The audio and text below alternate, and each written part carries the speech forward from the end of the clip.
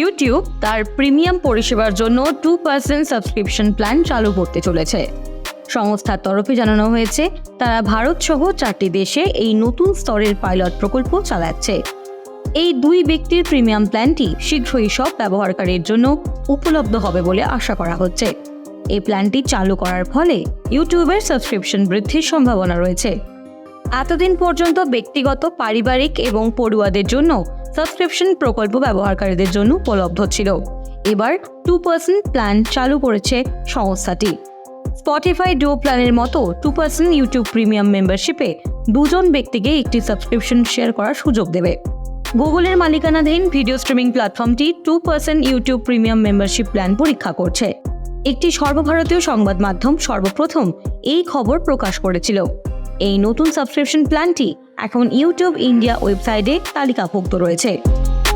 ভারতের পাশাপাশি France, Taiwan এবং হংকংয়েও পরীক্ষা করা হচ্ছে এই প্ল্যানটি। 2% প্ল্যানটির মূল্য প্রতি মাসে 219 টাকা, যা ফ্যামিলি প্ল্যানের তুলনায় সস্তা। ফ্যামিলি প্ল্যানের মূল্য প্রতি মাসে 299 টাকা। বর্তমানে স্টুডেন্ট এবং পার্সোনাল ইউটিউব প্রিমিয়াম প্ল্যানগুলি যথাক্রমে 89 টাকা এবং 149 টাকায় উপলব্ধ। উল্লেখযোগ্যভাবে গত বছরের অগাস্টে ইউটিউব ভারতে প্রিমিয়াম সাবস্ক্রিপশনের মূল্য বাড়িয়েছিল। নতুন 2% ইউটিউব প্রিমিয়াম প্ল্যানে অ্যাক্সেস করতে উভয় সদস্যের বয়স 13 বছর বা তার বেশি হতে হবে। তাদের একটি গুগল অ্যাকাউন্ট থাকতে হবে এবং একই বাড়িতে থাকতে হবে। মূলত ব্যবহারকারীদের খরচ কমাতেই এই উদ্যোগ নেওয়া হয়েছে।